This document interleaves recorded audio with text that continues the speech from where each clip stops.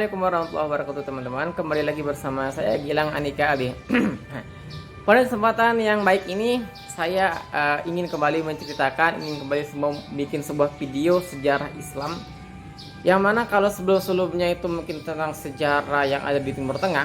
Pada kesempatan kali ini saya ingin bikin sebuah kisah, ingin mengkisahkan sebuah sejarah Islam yang terjadi di negeri kita, di Indonesia. Tentang bagaimana awal mulanya bisa terjadi adanya penjajahan di negeri kita. Negara-negara mana saja yang pernah menjajah Indonesia. Selama ini kita kan hanya tahunya mungkin selama kurang lebih 350 tahun itu yang menjajah Indonesia hanyalah Belanda gitu kan. Tapi apakah benar hanya Belanda? Nah, pada kesempatan kali ini saya akan menjelaskan bangsa-bangsa mana saja yang pernah datang ke Indonesia, yang pernah menjajah Indonesia. Oke, teman-teman, adapun sumber referensi dari apa saya sampaikan ini adalah saya dapatkan dari buku Wapi Sejarah, baik di jilid 1 maupun di jilid 2. Adapun di jilid 1-nya itu adalah pembahasan secara merincinya, secara terperinci, secara mendalamnya. Adapun pada awal-awal bab kedua ataupun pada jilid kedua pada buku Wapi Sejarah ini adalah secara ringkasnya. Silakan teman-teman dibaca ulang. Jika kalau terdapat kesalahan silakan dikoreksi. Baik, sejarahnya akan saya mulai dari sebab awal terjadinya penjajahan. Baik teman-teman, hal ini terjadi tak lama setelah Konstantinopel itu ditaklukkan oleh Imam Al-Fatih. Tepat pada tahun 1494 diadakan sebuah perjanjian bernama Tordesillas antara kerajaan Katolik Spanyol dan kerajaan Katolik Portugis yang ditengahi oleh Paus Alexander ke-6. Yang bunyi dari perjanjian ini adalah Paus memberikan kewenangan, kebebasan kepada dua bangsa ini untuk mencari dunia baru, maksudnya mencari negara baru, maksudnya dalam artian menjajah gitu. Paus memberikan kewenangan kepada negara Portugis untuk mencari dunia baru di daerah Asia, Indonesia, India, daerah-daerah Asia seperti itu. Itu haknya Portugis. Adapun Spanyol oleh Paus diberikan kewenangan untuk menjajah negeri-negeri yang ada di Amerika sekarang, Meksiko, Brazil, Argentina, dan lain sebagainya. Karena menurut kepercayaan dari Paus, negara-negara ataupun bangsa-bangsa yang berada di luar keyakinan dari agama Roma, maksudnya agama Katolik, adalah bangsa yang tidak beradab dan berhak untuk dijajah gitu. Nah, pasca terjadi perjanjian Tordesillas ini, 17 tahun setelahnya, yaitu pada tahun 1511, Portugis mulai melakukan serangan pertamanya ke Malaka, yaitu di Indonesia. Nah, dengan diadakannya penyerangan pertama ini adalah awal mulanya bangsa Eropa, bangsa Portugis masuk ke negeri kita di Indonesia. Kemudian juga ada penyerangan Portugis ke daerah Jayakarta ataupun yang lebih dikenal dengan Jakarta, yang kala itu sempat berhasil dikalahkan oleh Sunan Gunung Jati dan menantunya Syarif Hidayatullah. Nah, yang peristiwa tersebut terjadi di daerah Sunda Kelapa, Jakarta.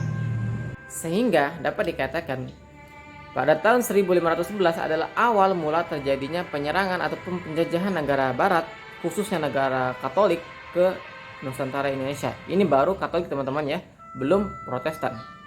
Pada tahun 1529 Luther, yaitu suatu deklarasi yang memperkenalkan agama tandingan bagi Katolik, yaitu Protestan.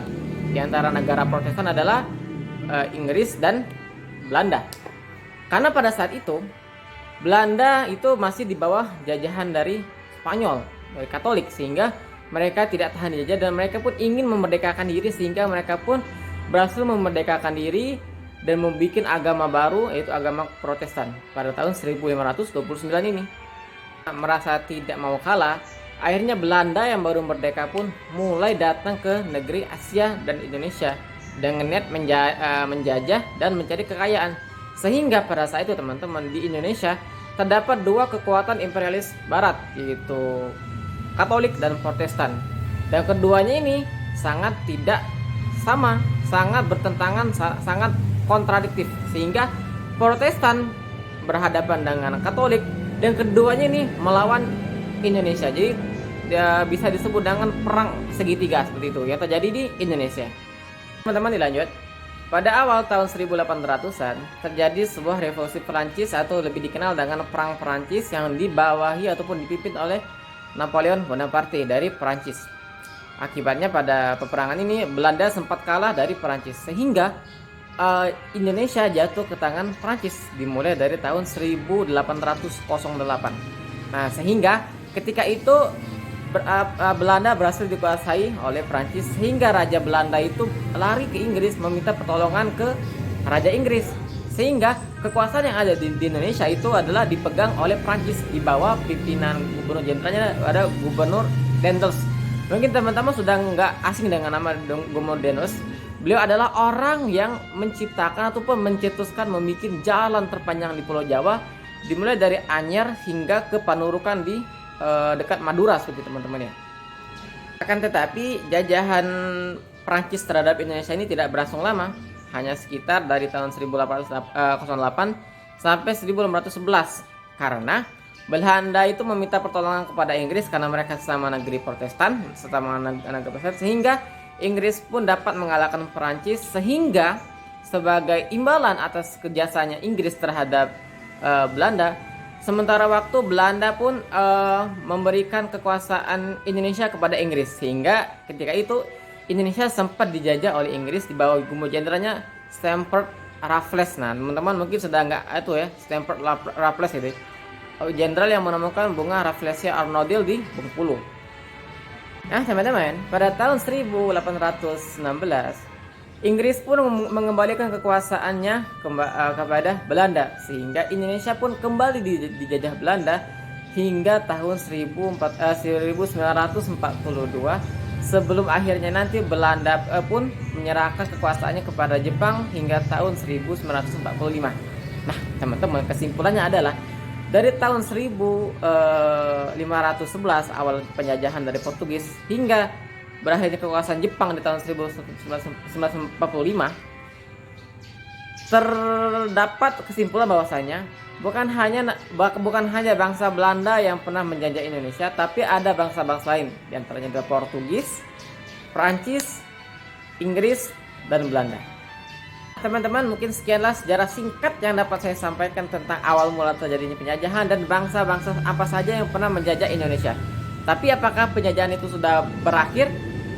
Secara kekuatan mungkin sudah, tapi mungkin secara pemikiran penjajahan itu mungkin belum berakhir sepenuhnya dari negeri Indonesia. Itulah tugas kita sebagai generasi muda untuk mengakhiri penjajahan negeri barat ataupun negara-negara asing di negeri kita ini dengan total seperti itu. Sekian dari video saya, jangan lupa untuk di subscribe. Wassalamualaikum warahmatullahi wabarakatuh.